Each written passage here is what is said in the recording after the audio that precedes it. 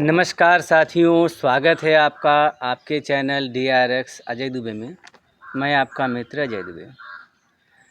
आइए आजकल जो जन सामान्य में जो पेट की बीमारियां चलती हैं, जैसे लोग कहते हैं कि भोजन नहीं पच रहा है, गैस बन रही है, पेट भरा भरा सा लगा रहता है और कुछ खाने की इच्छा नहीं होती है, उल्टी जैसी लगती है। तो इन सारी समस्याओं के बारे में आज चर्चा के लिए डॉक्टर कुमदेश पाठक जी का स्वागत करते हैं। वैद्यराज डॉक्टर कुमदेश पाठक जी, आइए सर।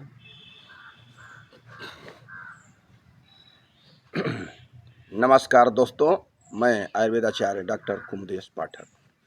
हाँ सर, बताइए कि जो आजकल आम जन में जो जन सामान्य में जो समस्याएं चल रही हैं पेट की, जी कि पेट बहुत भरा रहता है, खाना खाने का मन नहीं करता है, मन मतलब जी मचलाता रहता है, उल्टी जैसी समस्या लगती है, तो इसका कारण क्या होता है?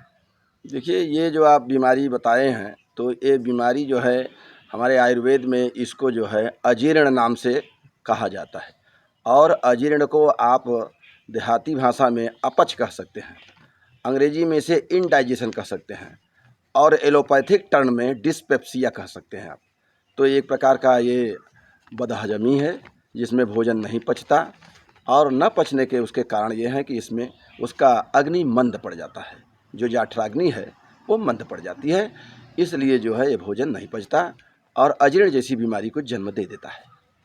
मतलब अजीर्ण जो है इनडाइजेशन ही कहा जाता है। जी, इंडाइजेशन, डिस्पेप्सिया, अपच और बदहजमी, ये सब एक ही नाम है। अच्छा, आपने जो ये कहा कि जठराग्नि मंद पड़ जाती है, जी तो ये जठराग्नि मंद क्यों पड़ती है, इसका कारण क्या है? जी, जठराग्नि इसलिए मंद पड़ जाता है कि जब हमारे अंदर जो 3 दोष हैं, वात, पित्त, कफ, किसी भी प्रकार से अगर कफ की बढ़ोतरी हुआ खाना के दरमियान या वैसे भी, या दिन भर हम ज़्यादा कफज प्रकृति वाला ही आहार विहार कर लिए, तो एक तरह से कफ बढ़ गया। जबकि तीनों साम्यावस्था में रहते हैं तभी सही पाचन होता है। तो जैसे ही कफ बढ़ेगा, कफ जैसे कुछ लोगों का जो है भोजनांते विषमवारी कहा जाता है कि भोजन के अंत में पानी ज़्यादा नहीं पीना चाहिए, फिर भी लोग ज़्यादा से ज़्यादा पानी खींच लेते हैं, तो कभी कभी वही पानी एक्स्ट्रा बढ़ जाता है, तो कफ बढ़ गया तो अग्नि मंद पड़ जाती है। तो ऐसे ही तमाम कारण हैं जो कि अग्नि को मंद कर देते हैं, जिससे कि हमारी जठराग्नि मंद हो जाती है, जो मंदाग्नि को उत्पन्न करता है। अच्छा, जैसे बहुत से लोग जो होते हैं कि भोजन करने के दौरान ही पानी ज़्यादा पीते रहते हैं, मतलब एक और उन्होंने भोजन किया तो फिर पानी पिया, एक और भोजन किया फिर पानी पिया, तो क्या यह ठीक है भोजन करना उनका इस तरीके से? नहीं, पानी का एक बहुत अच्छा नियम है कि जब आप भोजन करें, मान लीजिए आपको अब बहुत आदत है कि भाई हमें पानी पीना ही चाहिए, नहीं तो जलन होने लगा, तो पानी आप इतना पीजिए कि आपका भोजन सरक जाए। बस इतना पानी आप प्रयोग करिए। ज़्यादा से ज़्यादा पानी पी लेंगे तो आपकी अग्नि मंद हो जाएगी, तो भोजन का पाचन कायदे से नहीं होगा। इसलिए आयुर्वेद ठीक कहता है कि भोजनांते विषमवारी, अगर भोजन के अंत में कोई पानी ज़्यादा से ज़्यादा पी लिया तो विष के समान कार्य कर जाता है। वही जो है अग्नि को मंद कर देता है और मंदाग्नि उत्पन्न कर देता है। अच्छा, भोजन के बाद कितना पानी पीना चाहिए? भोजन के बाद आप जो है इतना पानी पिएं कि आपका भोजन कायदे से आहार नाहल से पेट में पहुंच जाए, बस इतना। उसके बाद 1-1.5 घंटे बाद, 2 घंटे बाद चाहे जितना आप पानी पिएं। अच्छा, आपने जो अजीर्ण बताया, जी ये अजीर्ण कितने प्रकार का होता है? देखिए, आयुर्वेद में अजीर्ण जो है कुल 6 प्रकार का है। हाँ, तो हम बता रहे थे कि अजीर्ण कितने प्रकार के हैं। तो अजीर्ण कुल 6 प्रकार के हैं, जिसमें पहला प्रकार है आमाजीर्ण, दूसरा है विदग्धाजीर्ण, तीसरा है विष्टब्धाजीर्ण, चौथा है रसशेषाजीर्ण, पाँचवा है दिनपाकी जीर्ण और छठा है सामान्य अजीर्ण। तो ये कुल 6 प्रकार के अजीर्ण है, और सब में जो है वही दोष के अनुसार इनका नाम बना हुआ है।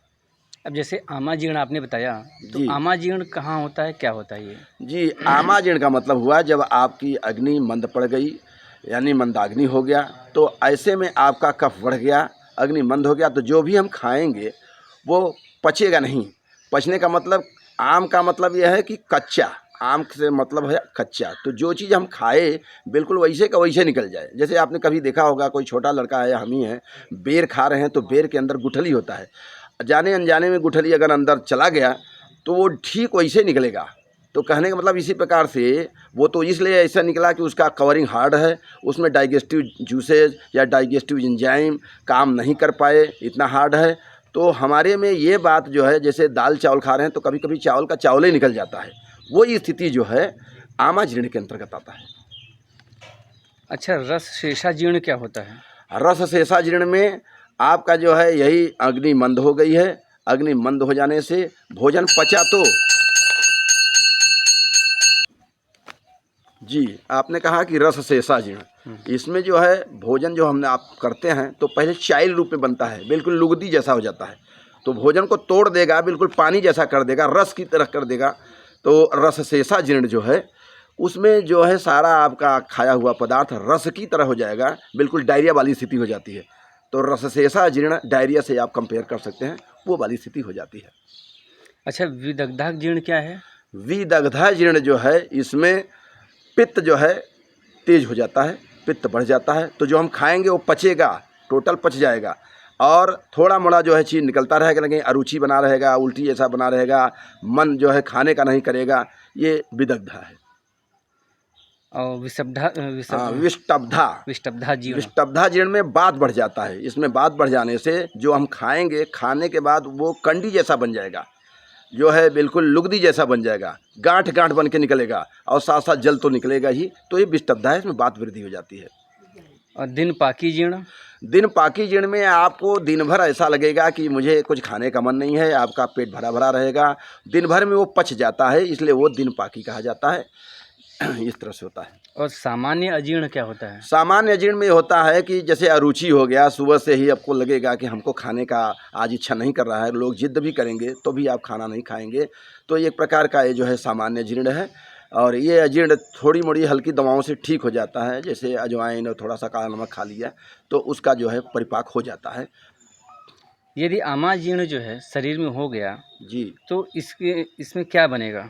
देखिए आमा जीर्ण अगर हुआ तो अवशोषण तो होगा ही, कुछ न कुछ चूसक जो है कोशिकाओं द्वारा, तो जो शोषण हुआ उस शोषण के तहत हमारे शरीर में बहुत प्रकार के रोग उत्पन्न करेगा। वो जहाँ जहाँ जाता है, जिस जिस स्थान पर जाता है आम रस, उस प्रकार का रोग उत्पन्न कर देता है। उसके लिए हमारे आयुर्वेद में बहुत अच्छा श्लोक लिखा कि यत्रस्थमामं विरुजेतमेव देशम विशेषेण विकार जात ही दोषेण एनावत तम शरीरम तदलक्षण राम समुद्भवस्य।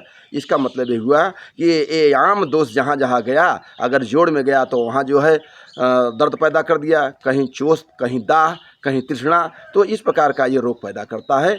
इसलिए जहाँ भी जाता है, जिस क्षेत्र में जाता है उस प्रकार का वहाँ रोग उत्पन्न करता है।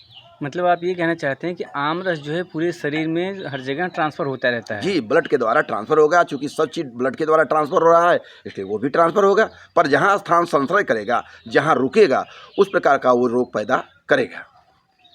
तो ऐसे में जो है दवा क्या लेनी चाहिए? ऐसे में आप जो है दवा दो प्रकार से लेते हैं। पहला तो सबसे बड़ा जो है दवा हमारे बताया गया कि लंघन, उसको एक टाइम या पूरा दिन लंघन करा दीजिए, जिससे आमरस का पाचन हो जाए। दूसरा यह है कि कुछ समन औषधियाँ दिया जाता है। तो समन औषधियाँ कौन कौन हैं? उसमें त्रिकटु है, त्रिफला है, और चित्रकादि बटी है, देवसादि बटी है। तो इस तरह से चीज़ें ये हमारे यहाँ जो है दिया जाता है। अच्छा, ये त्रिकूट क्या है फिर? त्रिकटु, त्रिकटु में शुंठी, मरीच, पिपली, ये तीन बातें आता है जो सम रूप में मिला करके चूर्ण बनाया जाता है, वो त्रिकटु है। ये समन कर देता है, आमरस को पचा देता है, जिससे कि हमारा जो है ये मर्ज ठीक हो जाता है। धन्यवाद मित्रों, मैं आयुर्वेदाचार्य। अगर किसी प्रकार का प्रश्न पूछना हो तो हमारे कमेंट बॉक्स में हमसे आप प्रश्न कर सकते हैं। धन्यवाद साथियों, आपका चैनल है DRX अजय दुबे, इसे ज़्यादा से ज़्यादा शेयर करें। और कोई भी अगर आपको कमेंट हो, कोई प्रश्न हो, तो आप जो है कमेंट बॉक्स में आ करके इसे पूछ सकते हैं वैद्यराज से। और अगर आप जो है इसे सब्सक्राइब करेंगे, शेयर करेंगे, तो ये जो है आपको ये जानकारी जो है पूरे जनमानस को अच्छी तरह से प्राप्त होती रहेगी। आज के लिए सिर्फ इतना ही।